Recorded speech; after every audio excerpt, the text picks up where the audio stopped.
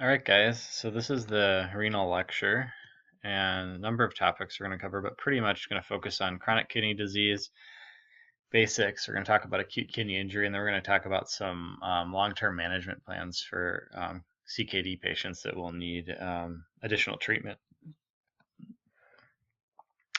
So the kidney is our major excretory organ. It's responsible for a lot of things. First of all, and most well known probably for balancing fluids and electrolytes. So you're eliminating excess electrolytes, sodium, potassium, whatever. And it also maintains acid-based homeostasis. So it's a huge, it has a huge role in buffering our bodies. It's a biosynthetic organ, so it produces erythropoietin in some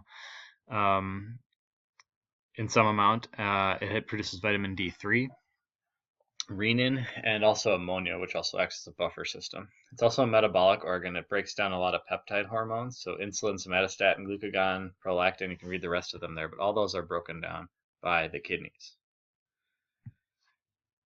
So when your kidneys start to fail and you can't produce as much urine, it's a sign of chronic kidney disease, and this is how people are staged. It has to do with their GFR, and you can see here the different stages. Basically, the further up you go in number, so then by the time you get to 5, that's also what would be called end-stage renal disease, or ESRD. That's usually dialysis patients. So you're either at that point going to have to get a kidney transplant or go to dialysis. In between here and there, these people are still making some urine, so they might be okay. They might need to go to dialysis sometimes, but not all the time or not as frequently, and it's just going to depend. But eventually, most people, if they have some kidney damage to start with, they're going to progress down this pathway as they get older. GFR, just a reminder of what GFR is. I've highlighted this equation in gold. It's from this, or in gold box here, and then in bold here. It's the MDRD, or modification of diet and renal disease study, that came up with this equation, and it's used for CKD staging. And remember that we use the Cockcroft-Gault equation for drug dosing for the most part, but that would be considered creatinine clearance, versus MDRD equation is generally considered GFR, or a lot of times you see it abbreviated like eGFR, like this, which is just an abbreviation for estimated, or you'll see creatinine clearance abbreviated like E creatinine clearance, something like that. It's just because you can't ever get an accurate picture. So I had this professor in school who would always get on a soapbox about, I don't want to ever see you document a creatinine clearance or a GFR as 67.54. Like, I will tell you to go home and think about what you've done. It's like, okay, that's a little extreme, but I think the point is clear that these are estimations, right? So we're basically just plugging in numbers and trying to figure this out based on how much creatinine is moving through the body, and there can be a lot of factors that trip that up, and we talked about those already. So I'm not going to rehash a lot of that, but the point is that it is estimated. So just keep that in mind. So if you calculate a creatinine clearance or GFR, it comes at 54.5. Well, that person's clearance is probably anywhere from 50 to 60. I mean, in realistic interpretations, you could give some buffering on either side of that. And so that's where dosing and staging gets kind of tricky if somebody's in between. Because what if let's go back to staging here. What if their GFR comes in at 30 or 29.6? Then you're like, well, what are they? Are they this or are they that? Moderate, severe? Does it really matter? Probably not at that point. And that's where you'd take a look at the patient. Okay, how much urine are you actually producing? So ask some questions that give you a more realistic idea than simply just a number. So it's important the number is important. It's also important to look at the patient, of course. All right, we're going to talk a lot more about diuretics. So I kind of blew through these diuretics during blood pressure, and especially loop diuretics. I basically just told you for heart failure that they get rid of fluid, and that's it. That's the gist of it, but we're going to talk about them in more detail now because they have a big role in kidney disease. Just a reminder of where our diuretics are working. So we're going to go through all of these again and talk a little bit more about loops. So diuretic action, one of the really important things is that they have to get to their site of action in order to work. So if you think about this right away, it might help you when we move through the rest of the course. So if you have somebody with really advanced renal disease and they aren't making any urine, their kidneys are pretty much shot, you can give them all the diuretics in the world and they still aren't going to make urine because the diuretic can't get to the kidney is not getting blood flow, and that's the end of the story. They'll have to go dialysis route or look at transplantation. But let's talk about the actual sites of action here. So our proximal tubule, essentially not important at all for this purposes. I'm actually just going to skip over these because they really aren't useful. We're going to talk about mannitol very briefly, but it's not useful for this situation or really any diuretic effect. The ascending loop of Henle, loop diuretics, is going to be our bread and butter for kidney disease. And thiazide diuretics and distal convoluted tubule have some role to play in this too. Potassium sparing, much less. We don't really care about them from a diuresis point of view. They aren't powerful diuretics. They're really just adjunct therapies. Or as we talked about, their aldosterone antagonistic benefits in heart failure patients. But just for completeness sake, mannitol, it's an osmotic diuretic. It's not used for diuresis really ever. And all I really want to say is that you could possibly add it on to a loop diuretic if you needed some additional diuresis. What mannitol is just giving a bunch of solute into the bloodstream, and it changes concentration gradient, so it will pull fluid from the cells into the blood vessels. And ultimately, you can shift concentration gradient enough, and the idea is that you're pulling fluid out. Then you might give a loop diuretic to help push fluid through. But by itself, it's not necessarily a diuretic because it's not going to stimulate diuresis. It's just going to increase fluid, which is going to maybe force diuresis upon the kidneys. One thing I'll just point out about mannitol, we'll talk about this again. It has a much bigger role in intracranial pressures for cerebral edema, for brain bleeds. Even then, it's kind of falling out of favor. But mannitol crystallizes if it's not kept in a warm space. And if you gave somebody crystallized mannitol, you're likely going to cause acute kidney injury in addition to more severe problems. So mannitol is a tricky thing. We have to filter it. You have to make sure there aren't heavy crystals of it. It's really annoying. From a pharmacist standpoint, it's a really annoying drug to use, and we don't use it in a lot of applications anymore. So I probably spent too much time talking about mannitol already. So next, carbonic anhydrase inhibitors. We touched on acetazolamide during glaucoma, and no different here. We're changing the sodium bicarb transporter process by inhibiting carbonic anhydrase. So essentially, you force the kidneys to excrete bicarb because carbonic acid is accumulating, and this is causing. I'm misspeaking here. So what happens is that you get acidification of the blood, and your body will hyperventilate as compensation for that. So from that standpoint, why it's used for people who are going and hiking a mountain for the first time, oftentimes you'll see this as a preventative measure for altitude sickness, as it will help them hyperventilate off some of and hopefully balance the body out for people who aren't used to being in low oxygen environments. Anyway, again, I probably spent too much time talking about acetazolamide already because it's not really a diuretic at all. Technically it is, but we aren't going to use it in these applications. Okay, loop diuretics. So let's talk in more detail about loops. So loops are going to act on the lumen side of the nephron. So again, issues in end-stage renal disease, you can pump somebody with loop diuretics in the hopes that you might get some drug to the kidneys in the site of action, but your odds of doing that in somebody who's totally failing is limited. So you have to think about that. You want to these drugs inhibit the sodium-potassium chloride co-transport system. So potassium and sodium remain in the lumen and are wasted. And they might have some venous dilation effects, but we don't really care too much about that. It's weak and it's probably not clinically significant. The choices are all interchangeable. They're all effective, and they're all listed here. So furosemide or Lasix being the one that most people know about. Loop diuretic comparison chart. This is not something I want you to memorize at all, but something just worth talking about. So half-life. Half-life of these drugs doesn't matter all that much, unless you're giving a continuous infusion maybe, but even then it's not a big deal. What we're talking about with half-life, or why we talk about it, is because, or why we don't care as much about it, is because these drugs will be a potent diuretic effect. They'll have their effect. Your body will eliminate fluid, and then you're going to reassess. You don't really want a sustained diuresis. You don't want like 24 hours worth of loop diuresis. You dehydrate your patient, you destroy your kidneys.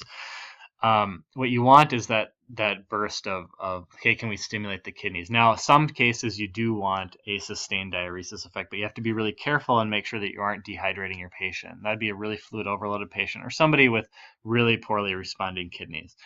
So there is situational use for that, but the point is that usually one dose of diuretic gets you a good amount of one dose of loop diuretic gets you a good amount of diuresis potential. Then you can move on with your life after that. Possibly redose them later in the day, but for a lot of patients, one dose is plenty. All these drugs are pretty bioavailable, with the exception of furosemide. So IV to PO conversion is 1-to-1 for torsemide and bumetanide. Furosemide, it's a 1-to-2 conversion. So 2 times the IV dose equals the PO dose due to this lower bioavailability. Elimination, as far as drugs eliminated goes, renally is going to be most of these, but torsemide actually is heavily metabolized by the liver into inactive compounds, interestingly enough. Onset. So I talked about this, and you're looking at this and saying, well, you said that these drugs take 30 minutes to work. Well, they do. This is the onset. So if you gave somebody furosemide IV, in 5 minutes you should start seeing some diuresis. But remember, your body can't instantly diuresis. You can get rid of a bunch of fluid at once. So you have to be able to have some patience and wait for it to do. So usually your full effect 30 to 60 minutes, and then you should be in pretty good shape to see how much fluid the body's gotten rid of. And we'll talk about some more treatment algorithms here in a little bit, but that's the gist of it. But yeah, you should start seeing some effect soon, but it's just not going to be the full effect you want or need. Durations there for your benefit. Dose equivalence. This question comes up a lot, like how do I convert somebody? Why would you want to convert somebody? Well, sometimes when somebody's on furosemide and they're taking it regularly, what you're going to get is the question of, well, they're on a pretty high dose of furosemide. Should I try something else? Torsemide and bumetanide are more potent. So, you've got 1 milligram compared to 40. So you could increase somebody's dose pretty substantially. Maybe somebody's on, I don't know, 100 of Lasix, when you're like, well, let's put them on 10 of bumetanide. Well, that's quite a bit of Bumex. So anyway, you get the point where you can, if you're scaling small intervals with bumetanide, you're going to be going up in really large amounts of furosemide dose equivalents. So more potent. Some people think that, if somebody's not responding to furosemide, they might respond to torsemide or bumetanide. It's certainly a reasonable option to try with somebody. You aren't going to hurt the patient doing it. It's worth a shot in a lot of cases. So you'll see those switches, but furosemide is generally the drug everyone starts with.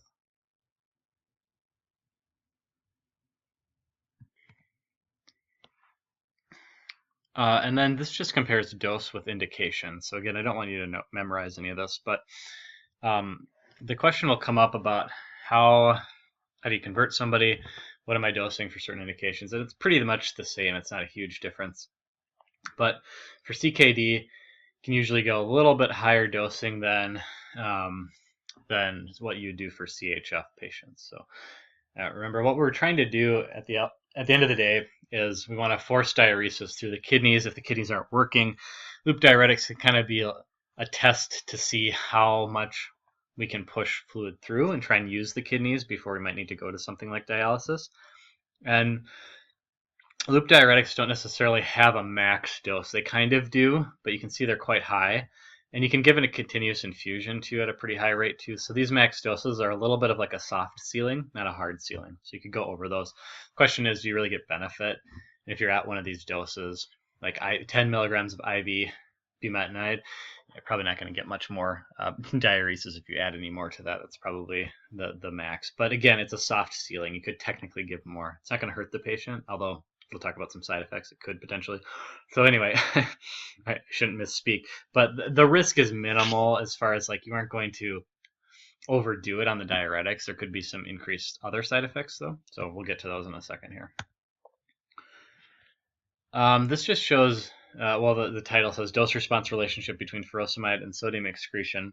And so this is how generally in studies they're measuring diuretic response. So they'll look at how much sodium somebody's excreting in their urine, and they'll look at how that would affect somebody. So this is just showing that people who are normal, so if you take a normal group of healthy people or a healthy group of people and you give them furosemide, you're going to see a really big increase in sodium excretion. So it's going to have a very profound effect.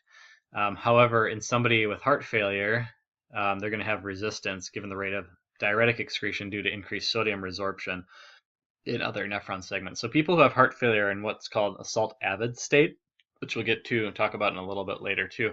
But if you have somebody with heart failure and CKD, the odds of them getting as much response from a loop diuretic is going to be more minimal. All right, side effects. So our biggest side effects are electrolyte depletion. And remember I said there's not that much risk at giving more. Well, from an electrolyte depletion standpoint, there really isn't. If your diuretics aren't working and you give somebody more of it, it's not like you're going to deplete them any further because you aren't getting any response at the beginning. So hopefully that makes sense. But loop diuretics will deplete pretty much everything, but potassium is the big one here. That's the one we care the most about. This is wrong. This should be on the next. This is not a risk for... Actually, you know what? This is something they can use to treat kidney stones. Kidney stone, I don't know why it's weird. Well, it's probably off the superscript there. Anyway, kidney stone treatment. I said that wrong. So this is actually waste calcium. So for people with kidney stones, they can take a loop diuretic, or sometimes people who get chronic kidney stones might be on a small dose of this to help remove some of the calcium from the nephrons. Metabolic alkalosis is possible due to the increased hydrogen ion excretion. And musculoskeletal, some people get cramps, aches. It's probably due to electrolyte disturbances, magnesium and potassium specifically. Ototoxicity is a risk specifically with furosemide infusion. So usually if you're doing a continuous infusion with furosemide, that's where you're going to see this, where people can get issues with hearing loss.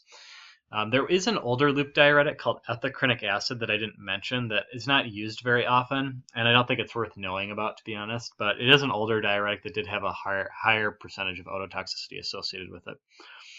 If you ever hear it discussed, it is a loop diuretic. If you're giving somebody a loop diuretic, it's monitoring super important. You have to monitor electrolytes. You have to monitor urine output. And a lot of times people who are getting aggressively diarrhea, especially in a hospital setting, have to be on a replacement protocol. So it's actually our hospital's policy that if you're on a loop diuretic, you get a replacement protocol ordered. So how that works is you as a provider would put in an order for potassium replacement protocol, and the nurse would then get a level done. They'd contact lab, set up a level. They would then check that. Once that level comes back, they run it through a calculator that says, okay, this person needs potassium is this, they're on a diuretic, so we need to give them this much potassium to replace that. And that's really all there is to it. You recheck your level after a certain number of hours, then you would redose if needed. And so the design with the protocol is that you're always following up, you're always checking. And ultimately, if you get to the point where the person's on a stable diuretic dose and their potassium's good, let's say you're doing regular potassium replacement, you've got them on daily replacement, and you're just running this protocol to see if they need anything more on top of that. Well, in that case, if you get to a stable point, you don't really need to keep going with it. So you can always stop it, but the point is that we want to be pretty aggressive with our monitoring because it's easy to deplete somebody's electrolytes with a loop diuretic, especially potassium. Loop diuretics also have a sulfa moiety, which means that people with sulfa antibiotic allergies for like drugs like sulfamethoxazole or Bactrim, if they have an allergy to that, it could cross-react with this. It's not a guarantee, but it is a possibility. So if you have a severe sulfa reaction, probably best to avoid these medications. All right, thiazides. We talked about thiazides in the context of hypertension, and here we're talking about thiazides with respect to kidney disease. So really, we aren't using them a lot. That's the end story here. In early CKD they could be possibly useful, and also they do have some synergistic effects on top of loop diuretics. So they do have some role. It's just going to be very much a backseat role to our loop diuretics. These also have a sulfa moiety too, so there is a risk of allergies with these drugs as well. Thiazide diuretic comparison. Here's just the different ones out there. The ones we're using by far and away it's going to be metolazone in this situation, which is a really potent thiazide diuretic. And that's usually given on top of loop diuretics in the situation where you're trying loop diuretics, you've got a lot on board and you need something else. You might get some synergistic approach with the thiazide. And metolazone's potent. It's usually used for that. The other ones that we're using, chlorothiazide comes as an IV product, so that could be useful for somebody who can't tolerate oral. Hydrochlorothiazide might work well in early CKD potentially, or maybe chlorthalidone too, but you're really not going to see these used a ton. Metolazone is going to be the biggest one. It's got a really long duration too. A lot of people will use metolazone as needed, so it's something that maybe if they're at home and they take 40 milligrams of furosemide a day, and then they might have a metolazone order that's as needed for weight gain, more than 2 to 3 pounds. It's common for heart failure patients. You'll see that used as well. It's the same concept, just getting rid of excess fluid. Thiazides will waste potassium, magnesium, and I can't believe I didn't put sodium on there. And I thought I proofread all this stuff. Sodium. And they're going to give you actually resorbed calcium. So they don't really affect calcium, and they'll actually cause increases in calcium. So people on thiazide diuretics actually are at higher risk for kidney stones. Photosensitivity is a side effect with this drug. So people are at increased risk for sunburns. So just make sure your patients are aware of that. Some rare side effects listed there. I'm not going to go through any of them. They're very unusual to see with thiazide diuretics. Generally, you need to monitor urine output and fluid status, just like you would with a loop diuretic. However, it's not as aggressive, but we still treat these like basically the same thing. So I talked about our hospital protocol for loop diuretics. Well, it's really the same calculator we would use. So it's not like we give people more potassium if they're on a loop diuretic or if they're on a thiazide. We just loop them all in together as diuretics, give them a special status, and that will give them a more aggressive approach to their replacement. So that's about the only difference. So again, it's just lumped together. Even though these drugs aren't as potent and they aren't going to waste as much potassium, it's still something we treat. These drugs generally aren't effective if the creatinine clearance in somebody gets below 30 mils per minute. The exception is metolazone, which still does have some efficacy for late stage CKD. And again, sulfonylurea, I said that already. I said it again here, but just keep that in mind. Potassium sparing, again, don't care a whole lot about these.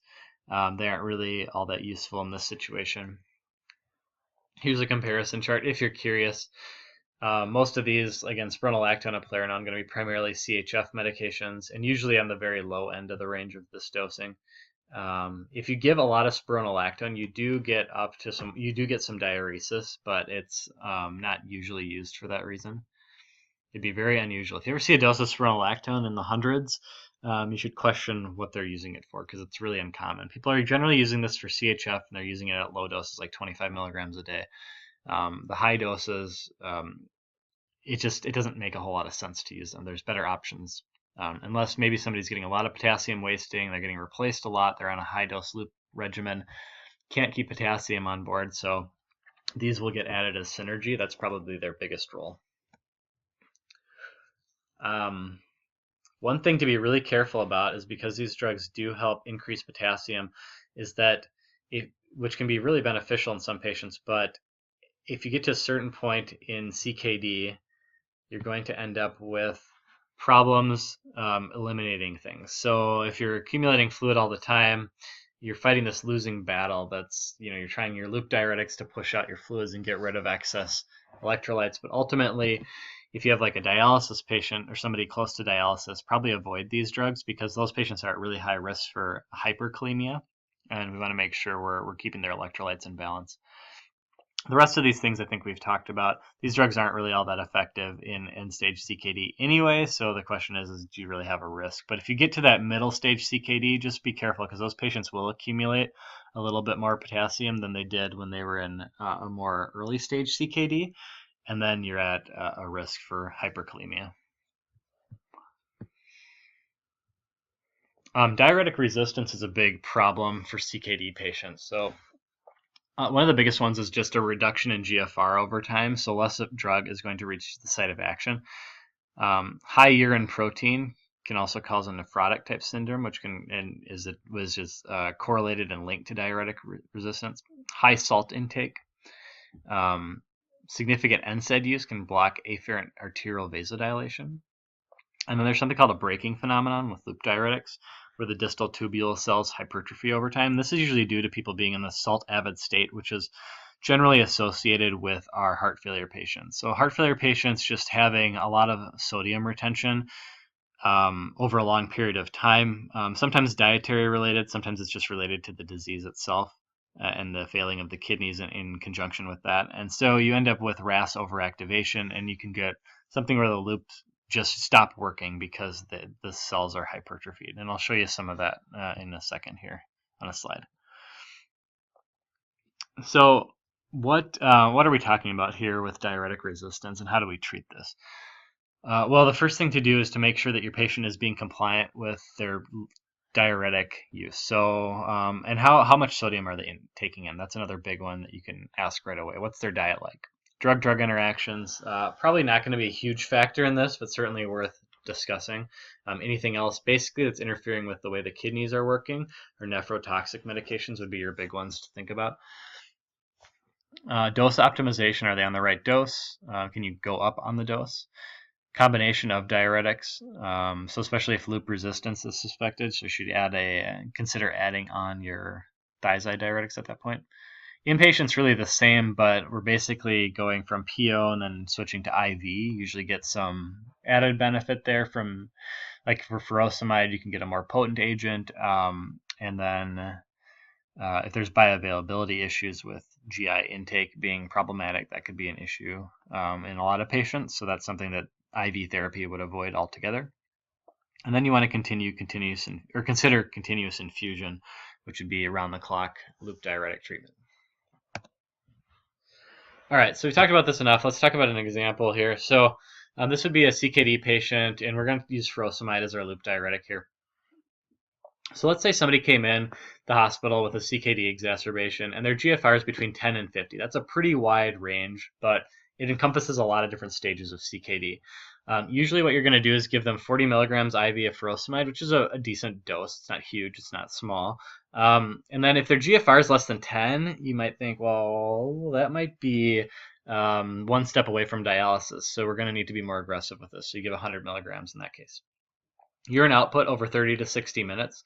If you get a positive response, you want to administer the single effective dose as often as necessary to achieve goals. So like with furosemide, usually you're looking at TID dosing a lot of the times with these patients who are in an acute CKD type situation. I'm not talking about acute kidney injury. I'm talking about CKD to the point where they're maybe needing hospitalization because their kidneys are failing. We're trying to get them on a diuretic regimen. It's appropriate, but we don't want them to go into total kidney failure while we're doing this, right? So if they don't get any response from that initial therapy, you want to double your dose until you achieve your desired effect or you reach the dose ceiling, that soft ceiling. Once you hit that soft ceiling, if you aren't getting any response, probably not worth trying any more than that. You want to assess urine output over 30 to 60 minutes after each dose increase. And if you get response, you want to continue therapy as needed. So let's say you're increasing your doses, you're not getting anything. Then your next step is to try metolazone to the ceiling dose loop diuretic. Metolazone, I'll just point out, is an oral only option. It does not come IV. So you might have a question, well, should I use that IV Diurel or chlorothiazide? Well, no, because that's not as potent as metolazone. Metolazone PO should have the best effect at synergy out of all your loop diuretics. So even though it's not IV, it's still worth doing. If your GI tract isn't functional, then your chlorothiazide would be your second option. So after that, after your sealing loop and your synergy here, 30 to 60 minutes, see if you're getting any response there. If you don't get any response from that, then you're looking at continuous loop diuretic infusion and considering dialysis at that point. So at that point, your patient's kidneys are pretty much failing altogether. Now, this is a situation where you want to think about, is your patient chronic kidney disease that's progressed to a point where it's irreparable, or is this like an acute on chronic? That's a common term you might hear in nephrology, which means that the person has chronic kidney disease, but they have an acute episode going on at the same time. So that's something you want to tease out, and we'll talk about acute kidney injury here in the next block of slides. All right, so our continuous infusion loop diuretics. You can give any of them in continuous infusion. You can see up to 40 milligrams an hour. If you're giving 40 an hour of furosemide, over a 24-hour period, that's way above your ceiling dose. So you can see why I mean that the ceiling doses aren't necessarily hard and fast rules. But furosemide can get, any of these can actually get to quite a bit of drug in a 24-hour period. The question is, are you really getting benefit from that? And that's what you really have to assess. Like, are you getting good response or some response to the drug? What are the advantages of continuous infusion? Well, steady state levels can prevent toxicity, specifically with really high dose furosemide. There's some theory, there's actually debate between this. If you look back to the slide I just had, does continuous infusion have a higher risk of ototoxicity? And some people argue it shouldn't because you aren't getting as high of peak blood concentrations with it, but other people will say that it is because you're getting more exposure to the drug over time. So I'll show you an example here of how these two different dosing strategies work. Disadvantages, it's more time intensive. There's a lot of prep work, monitoring involved. It's more expensive. You have to use a lot more. You're usually using more drug. You're using more resources to get it done. And you do get more hypertrophy over time. So this is a chart that shows you bolus dosing. So this would be an IV bolus. So you're giving, let's say, 40 milligrams of Lasix, and then 6 hours later, you're giving another 40. You do get these diminishing returns where you don't get as much response the next time you do it. And that's because of that hypertrophy. And with the infusions, you see that happen too. You start out nice and high and then slowly goes down over time. So that's the question of like, what benefit am I getting? And people can't be on really aggressive loop diuretics for a long period of time. It's just not going to be sustainable. So you have to have some sort of a backup plan. So either you're getting them through an exacerbation of their disease, an acute on chronic episode, or just trying to assess how functional their kidneys are. And at that point, you can decide, well, is this a dialysis candidate or not? But what you'll see here is with infusion, your area under the curve is going to be substantially more than your AUC for these. Even though these peaks are quite a bit higher, you still get much more exposure to the drug. So over time, it's a little bit more of a consistent and more. And the approach will have an increased diuretic effect over the boluses. So what are our therapeutic goals with all of this? What are we actually trying to accomplish? Well, we want to get adequate urine output. Hospitalized patient, if we can measure it, we want to look at their outs being about 100 mils per hour.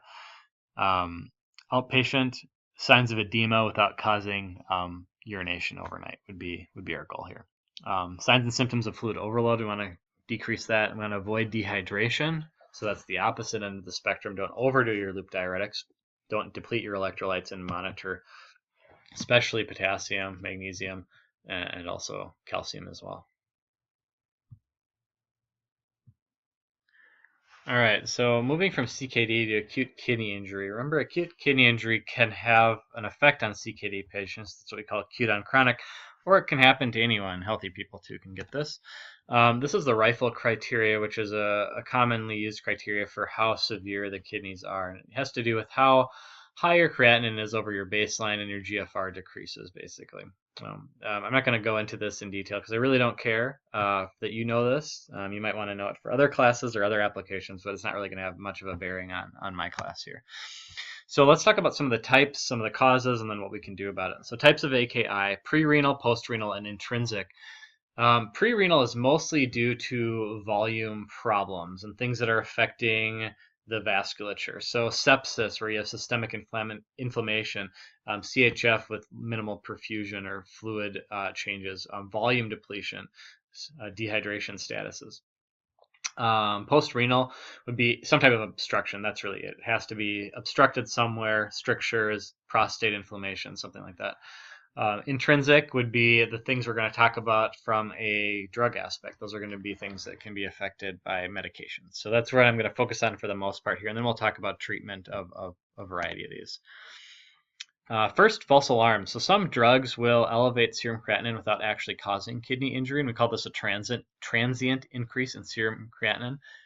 It's usually mild, usually not something to be concerned about. But, if somebody comes in, their serum creatinine's 0.9, and then you start a new drug and it's up to 1.3, you might be like, well, that's a decent increase. What's going on here? It could just be the drugs. Some drugs cause a resorption of serum creatinine, so somebody might retain more than they would otherwise. So it decreases their level, and ultimately it increases their level because they're getting they're getting a lower amount excreted from the kidneys. But it doesn't necessarily mean the kidney function is affected. It's simply just changing the way your biomarkers process. So it's really a false alarm. Some drugs interfere with laboratory assay of creatinine. Cefoxitin, some other cephalosporins might do this. Vitamin C actually does this in high doses. High blood glucose will affect this, and ketones in the urine, which could be also from high blood glucose and diabetic ketoacidosis. Inhibit tubular secretion of creatinine. Drugs like this, cimetidine, triamterene, which is a component. Remember, these are potassium-sparing diuretics here. They can all cause a transient increase in creatinine.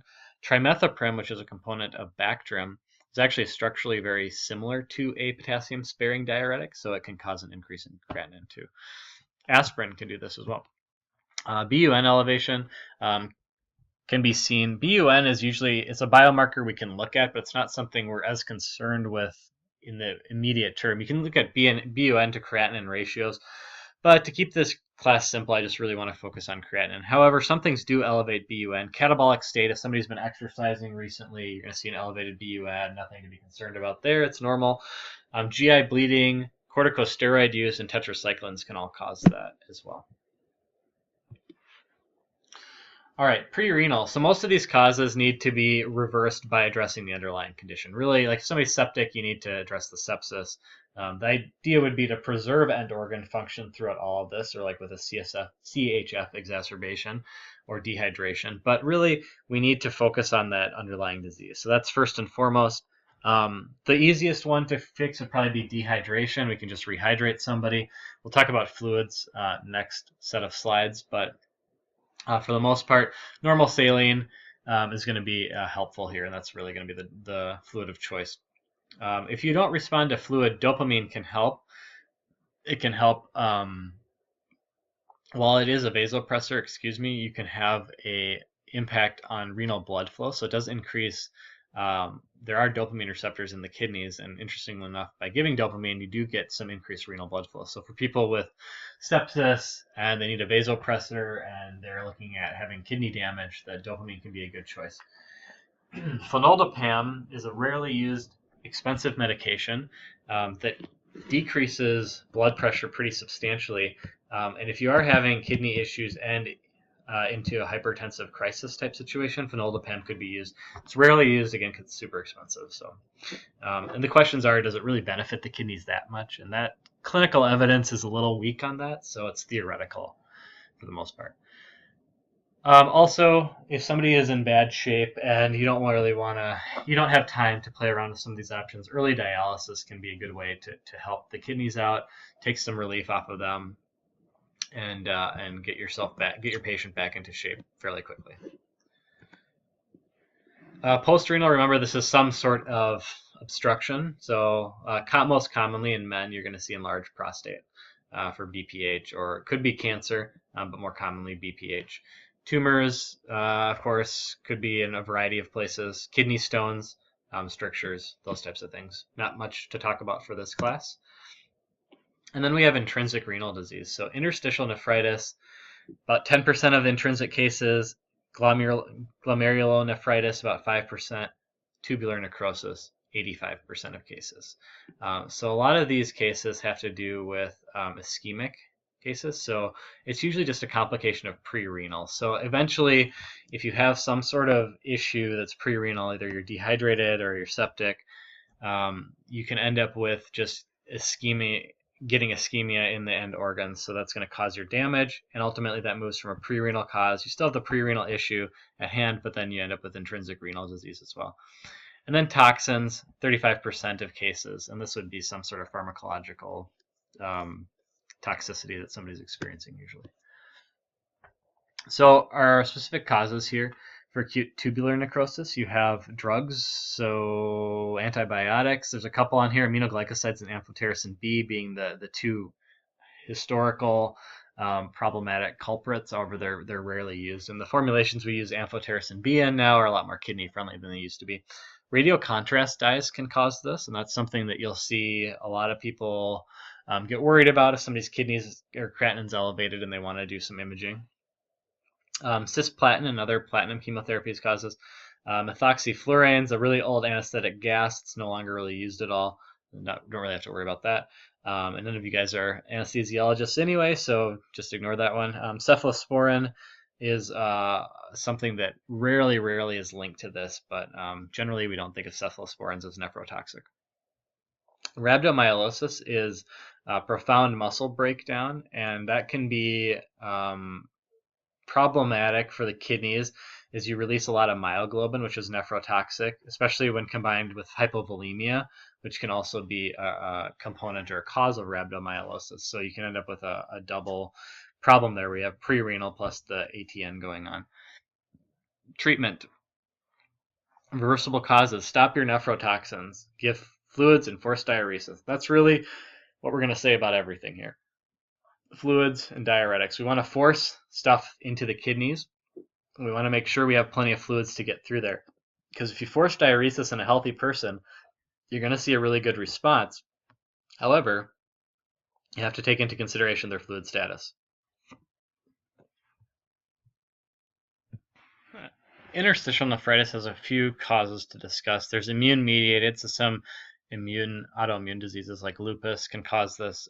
Infections like pyelonephritis, this would be the primary cause of, or primary, I guess, other than the really uncomfortable symptoms, you get the long-lasting effects that could be problematic for a patient in pyelonephritis. Drug causes, not super common. Usually antibiotics would be a rare cause. There's a couple there that could potentially cause this. Diuretics can cause this too, and NSAIDs and ACE inhibitors can cause this as well. And a lot of this has to do with how the diuretics are working, and if they're over-diuresing in combination with these is where you get an acute interstitial nephritis, which I've got a chart or a drawing to show you in a second here. Treatment, stop the offending agent. If it's an immune-mediated reaction or autoimmune disease, you want to use glucocorticoids. Okay, so I talked about this before, but I'll talk about it again here because I just want to reiterate. This is a really common cause of acute kidney injury. It's something that medications a lot of people take, so I think it's worth rehashing. So NSAIDs block prostaglandin production. So on this case, you get response to a decrease in renal blood flow by increasing vasodilating prostaglandins. So your body's natural response is if you aren't getting good blood flow, it's going to increase your vasodilating prostaglandins. If you can't produce them, you don't get afferent arterial vasodilation. So this part stays constricted. The efferent arterial has a response to decreased renal blood flow by preferential constriction of this efferent arterial by angiotensin II.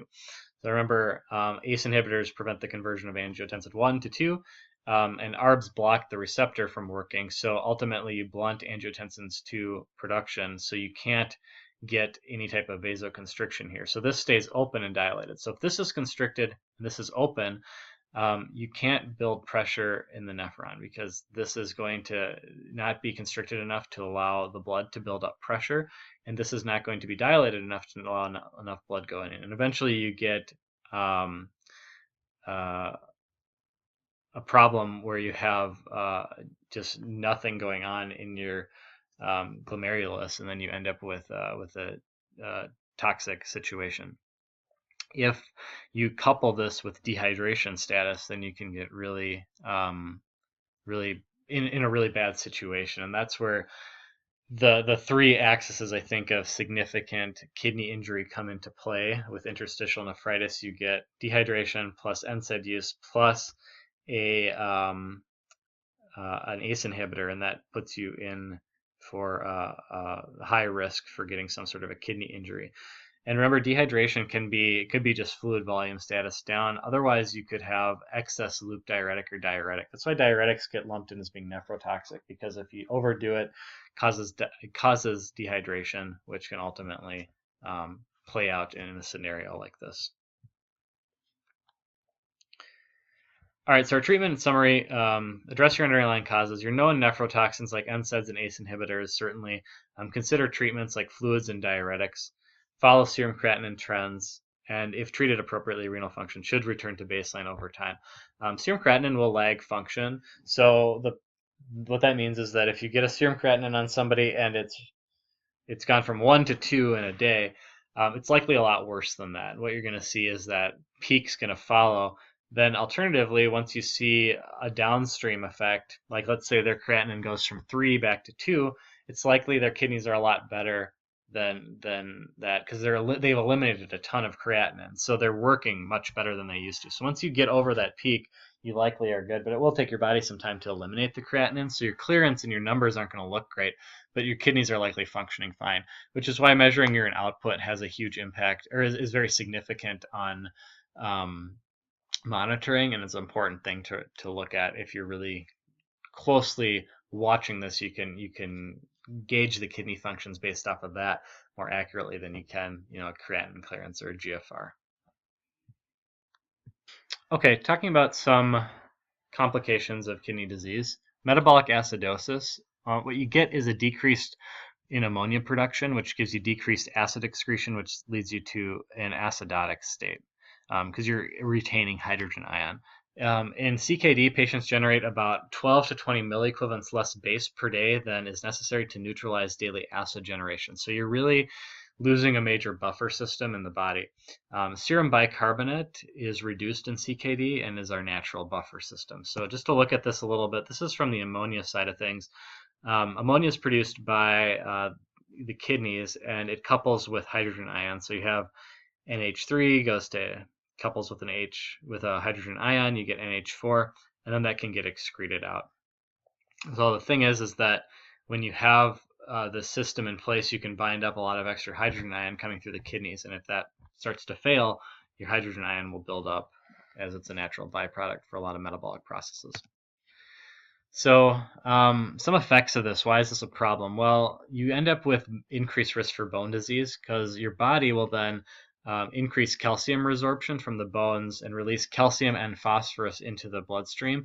That will help to work as a compensatory mechanism, giving you an additional buffer system to compensate for the fact that you lost your buffer system in the kidneys, or it's not functioning fully. Hyperkalemia is a problem too.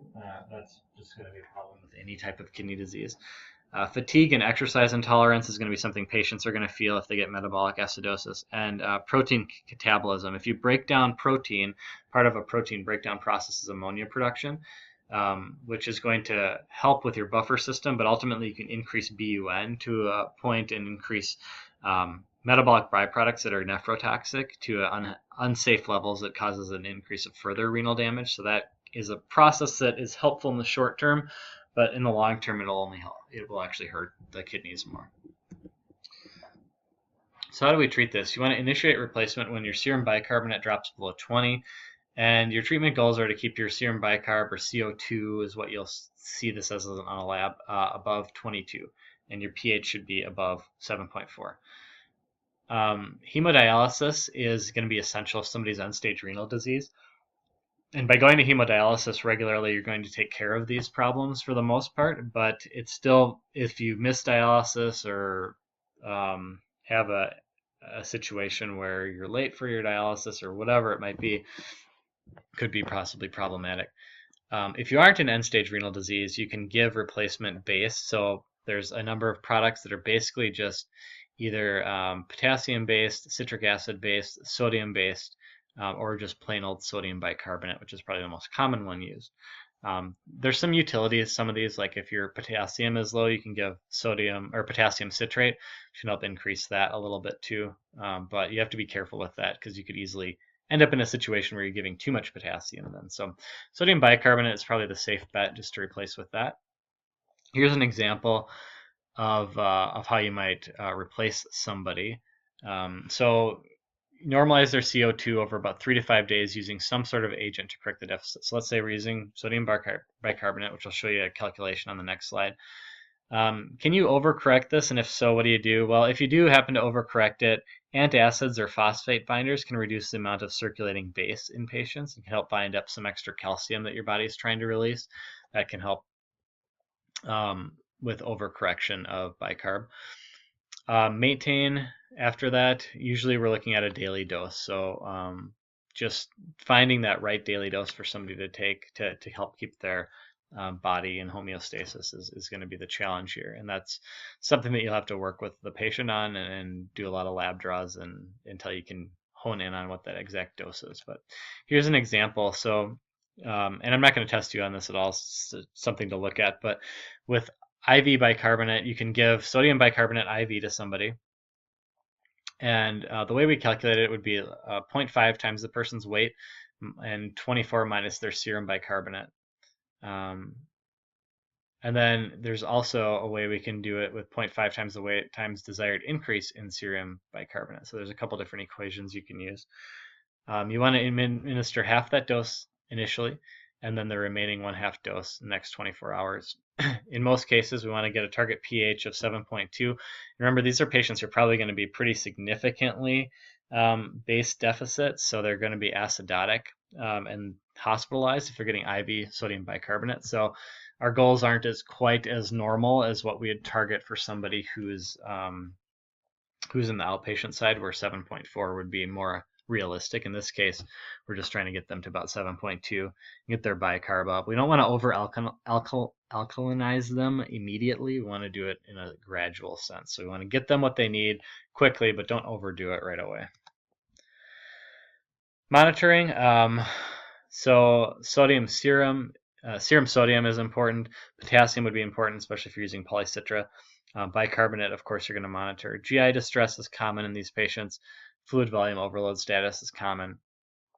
Couple of cautionary things. Want to avoid aluminum-containing antacids. People with so if you're trying to treat this and you're using some sort of an antacid to bind up excess base, if you're using a liquid Maalox or Gaviscon, these products will help to bind up extra calcium and phosphorus circulating. So even though they're antacids, remember that they do have some anti-base activity too. But they do contain aluminum, and aluminum can be toxic if you get a huge accumulation of it. It is renally eliminated, so we do have to be careful with it in these. So just a word of warning to watch out for aluminum products in CKD patients. Anemia. CKD anemia is really the same type of set of symptoms and problems as any other type of anemia. Kidneys aren't producing adequate erythropoietin, and severity increases with decreasing GFR. Blood loss, iron folate deficiency, and bone marrow suppression can compound the factor, but we're going to focus on the primary thing at hand, which is decreased erythropoietin. Erythropoietin, Epogen, or Procrit, we've already talked about these drugs, but what they're going to do is induce erythropoiesis in the bone marrow. And any patient who's on dialysis will be on an erythropoietin regimen for sure. Where patients are in a late stage CKD, it depends on how their hemoglobin looks, really. And normally, and I'll show you some parameters for where we'd start treating. Erythropoietin is the common drug. It's a little bit less expensive than its cousin darbepoetin, which is brand name Aranesp, which lasts about 3 times longer than Epogen, the brand name, or Procrit.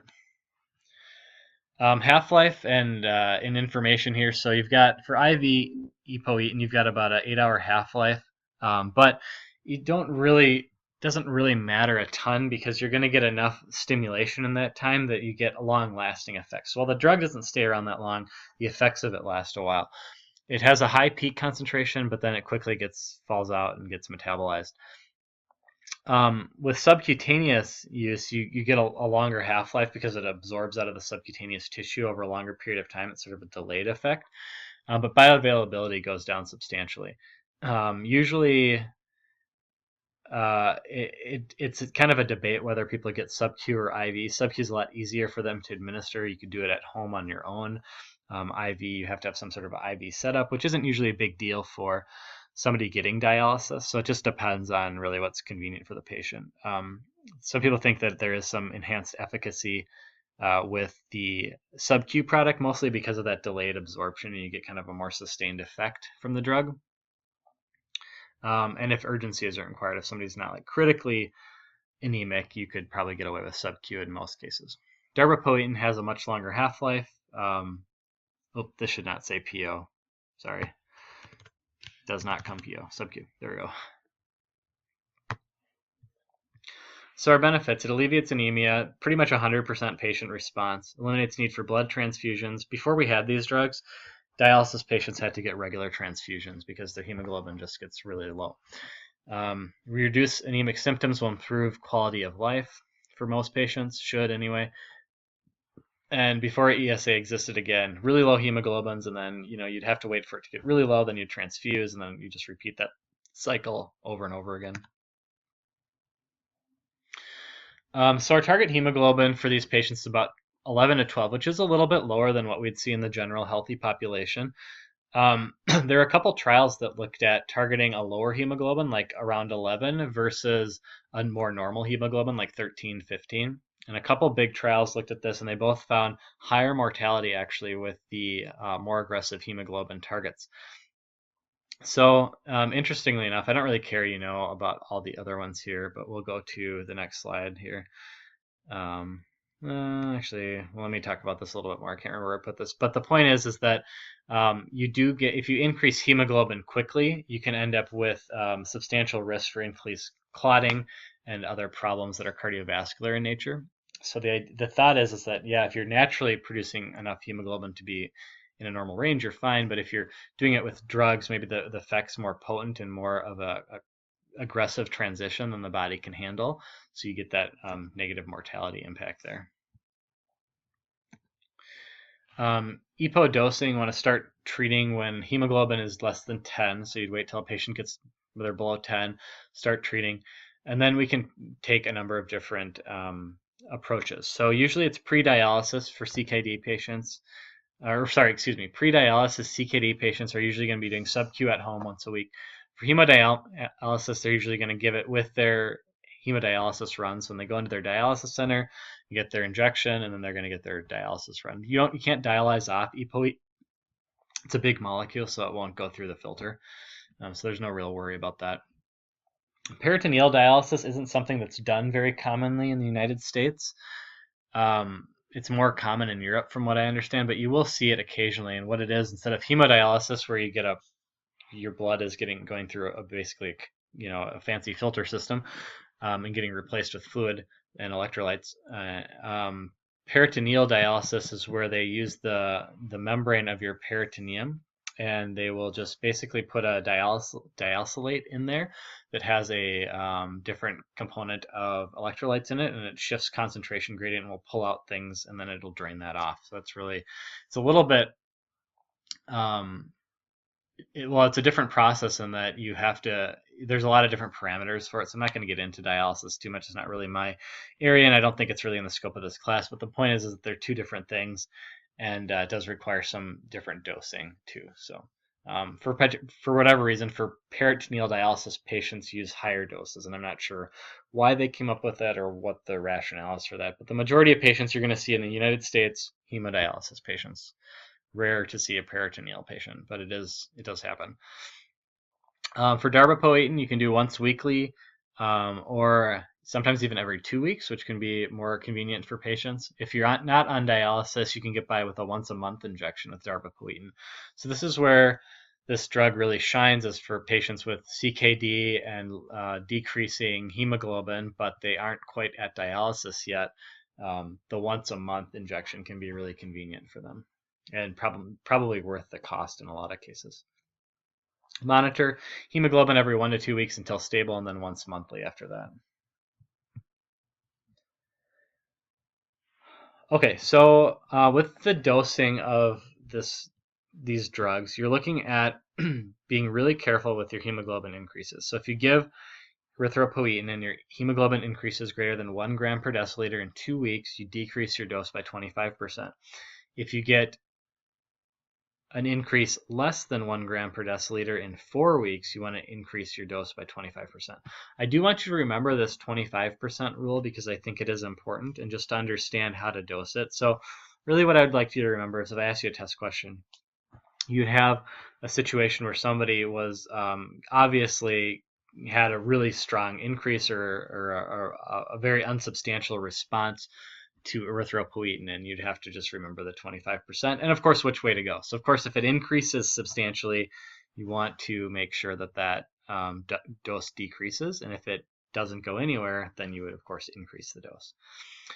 Usually going to be 8 to 16 weeks before you see a full effect of getting this therapy. So don't give up on it until you've really gone through several weeks of therapy. You get a fast increase in erythrocyte production, can put patients at risk for CV events, like I already said. EPO versus depot, you have a much more expensive product and a much more convenient product, basically, is what it comes down to. So it really depends on certain patients. Again, there's utility for depot in non-dialysis, maybe peritoneal patients. Iron replacement may be necessary for a lot of patients. And for hemodialysis patients, it's usually given as IV versus oral therapy. Oral iron is tricky. It's something that's hard to absorb out of the GI tract, and it's usually not the most pleasant thing. It causes a lot of constipation. So the IV iron formulations are a lot better tolerated for most people. The average hemodialysis patient will get about 200 milligrams a month of iron, and usually they're getting it either every 2 weeks or every week. Not with every run, but usually most dialysis patients do runs 3 times a week, but usually they're going to see their iron injection twice a month or 4 times a month. Products. Number of products. The only one I really care about is Venafir, which is the most common one. It's approved for all types of dialysis and non-dialysis CKD. All the other ones just have very specific FDA indications. All right, CKD and bone mineral disease gets complicated, and we're going to talk about this again at the beginning of next semester. We're actually going to go right into this with bone mineral starting in January. So we're going to talk about osteoporosis. But these patients are very at risk for osteoporosis, and the reason is because the kidneys is a mainstay in how the bones build themselves up and resorb and increase rates of release of calcium and phosphorus, and how the parathyroid gland fits into all that. But basically, the kidneys are one of several keystones in this whole process. So parathyroid hormone is directly responsible for increasing serum calcium, which causes bone resorption and osteoclastic activity, and renal tubule resorption. Promotes phosphorus excretion and conversion of active vitamin D3, which increases calcium and phosphorus absorption from the GI tract. So you're getting calcium, phosphorus increases using parathyroid hormone. Vitamin D increases serum calcium and phosphorus concentrations and has a negative feedback on parathyroid excretion. So just right off the bat, if your kidneys aren't converting, liver, vitamin D goes into the liver, it gets converted to this calcidiol, which the kidneys convert into an active form. You can also absorb it out of the small intestine. But if your kidneys aren't converting vitamin D appropriately, you don't get the same negative feedback loop on parathyroid hormone. So CKD patients will have really high PTH. We'll get to why that's important here in a second. So high bone turnover, and this is going to cause adynamic bone disease. So these patients are more at risk for osteoporosis than the general population. Your high serum calcium levels may cause intra and extravascular calcification, potentially. Overall risk: fractures, increased morbidity and mortality, possible ischemia, and an amputation in severe instances with high circulating levels of calcium. It is essential for patients to manage all these things appropriately with CKD. And one of the big things that you're going to see with this is increased phosphorus buildup. So phosphorus builds up, and in most people, we can eliminate this with the kidneys, not a big deal. But phosphorus is poorly dialyzed. It's not removed off very well. And phosphorus is ubiquitous in most people's diets. So you're consuming a lot of phosphorus on a daily basis. You aren't removing it, enough of it anyway, by hemodialysis or peritoneal dialysis. So end-stage renal patients are going to get hyperphosphatemic if they aren't treated. But the consequences of this, they can have low calcium levels, more parathyroid excretion, and inhibition of vitamin D activity. Management. We want to restrict people's phosphorus. This is going to require a dietitian to help you out in most cases. You're going to have to, I would strongly encourage that because they can give them some advice for how to do that, but it is difficult to restrict phosphorus. So we have drugs called phosphate binders that are taken after meals, and they bind up extra phosphate and prevent it from getting absorbed. There's a couple different types: calcium, aluminum, and some other types, and here's a chart that compares them. Drugs that are like over-the-counter Tums and Rolaids actually work for binding phosphate, and they are considered by some to be like a first-line therapy. The more common one that you'll see used is calcium acetate or Phoslo, and it seems to just be more effective than like a calcium carbonate product. It doesn't quite have as much GI-related effects either, but they're all cheap. Calcium acetate is not brand name, excuse me. It's prescription only, whereas these you can buy over the counter. They do tend to be constipating. That's probably their one side effect. And then, of course, you could potentially get an elevated serum calcium level, so you got to watch that. Aluminum's ones, we don't really use aluminum. Remember, we don't like aluminum. It can have toxicity, so we generally avoid them. The other ones we like using are these other categories. There's sevelamer, which is a polymer that binds up phosphorus, and then there's lanthanum carbonate, which is a lanthanum ion that binds up phosphorus. Neither of these products get absorbed systemically. There's no real monitoring to consider. They're both more expensive. They're newer agents, but they are preferred with vascular issues in patients who can't take a calcium product or have elevated calcium levels. So they do have a big role. You can be on both a calcium product and one of the other groups. So in that case, you'll see the combination used occasionally for people who are doing okay on calcium acetate, but they need something else because their phosphate levels are still getting high.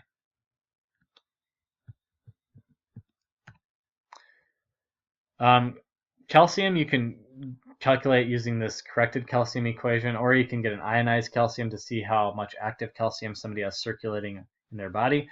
Both hyper and hypocalcium situations are possible with CKD, although hypo is pretty rare. If you're hypercalcemic, you want to reduce PO intake of any calcium products, use non-calcium related binders, and reduce or temporarily stop vitamin D. When you're hypocalcemic, you want to treat to correct that. So calcium binders are great for this, and then increase your vitamin D supplementation or start it back up if you haven't started it. Why do we like vitamin D? Well, vitamin D promotes calcium and phosphorus absorption, increased calcium resorption from the kidneys, unless, of course, you're end-stage renal, and then you don't get any absorption. And indirectly and directly, it decreases parathyroid hormone. It also decreases bone resorption. Ergocalciferol, vitamin D2, is the inactive form. It's converted to calcitriol renally and hepatically. So if you give somebody, and this is like the common over-the-counter supplement, if you buy vitamin D over-the-counter, you're usually going to get ergocalciferol or some form of it that has to get converted into an active form once it gets into your body. So patients with end-stage renal disease won't be able to convert a inactive form because their kidneys are shot. They might get some conversion in the liver, but ultimately it has to go through the kidneys for the final step.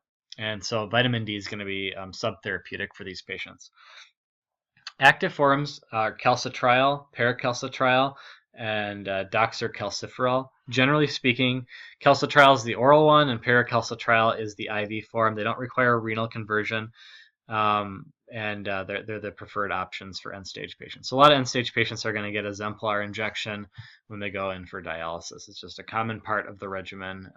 Just like epoetin is going to be part of a lot of dialysis regimens too. Zemplar will be one that's really common for end-stage patients. Parathyroid management, so treating hyperparathyroid hormone, usually by treating the phosphate and vitamin D, you can control the parathyroid hormone a little bit more.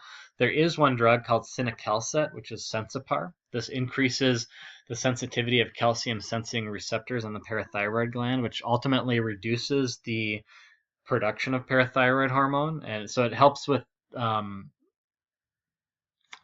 those feedback loops, basically by making them work a little bit more efficiently, so your body's not constantly pumping out the parathyroid hormone like it used to.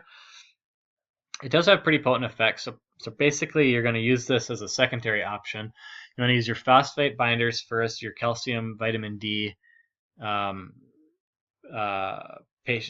patients who are, this should be more like vitamin D, phosphate. I think I just typed that in there because get in the habit of thinking of calcium and vitamin D going hand in hand, which they do, but that's sort of different than what we're talking about right now. But anyway, phosphate binders, vitamin D first, and then if they're non-responsive, you could try this. Toxicity, you can end up with decreased calcium levels, and you can end up with low phos, but that's really going to be challenging in in an end-stage patient to decrease these. So the toxicity is very minimal. If somebody's PTH is low for some reason, which would be also unusual, hold or reduce your vitamin D and your calcium-containing phosphate binders. Add or switch to a non-calcium containing binder. That can help with low PTH. All right, you guys super confused yet? I've got a summary slide that I hope will help here a little bit. So treatment summary, 2 types of bone disease. So you have high turnover with high PTH, low turnover, normal to low PTH. So over-treating high PTH with calcium phosphate binders, vitamin D, and cinacalcet can result in suppressed PTH and lead to adynamic bone disease. So that's why we really have to make sure we're measuring all this stuff. So patients with low GFR need to be monitored, and these things need to be titrated carefully. And most patients will end up on a pretty normal regimen. It's not as hard as it sounds, but it is something we want to take seriously. So ultimately, what are we doing? We're controlling serum phosphorus first via diet and binders. So that's your first step for a lot of these patients. We want to measure vitamin D levels and treat, this should probably say vitamin D and PTH levels. And we want to treat if the PTH is high and the vitamin D is low. We're going to add vitamin D on. And remember, important thing to note is that with your patients who can't convert to active vitamin D in the kidneys, you have to use an active form. So calcitriol and paracalcitriol are important to remember for that. Consider cinacalcet for refractory patients, and then you're just going to, once you get somebody on an okay regimen, you're going to monitor your labs, adjust doses, maybe add additional phosphate binders if one isn't cutting it. You know, there's a number of things you can try to tweak, but you have to monitor and you have to adjust accordingly. So it's kind of a complicated scenario where there's a lot of moving parts, but ultimately it comes down to controlling the phosphate, controlling the vitamin D, and everything else should sort of fall into play. All right. Any questions? You can bring them to lecture next week, and we'll go over fluids and electrolytes and do a little bit of review. Thanks.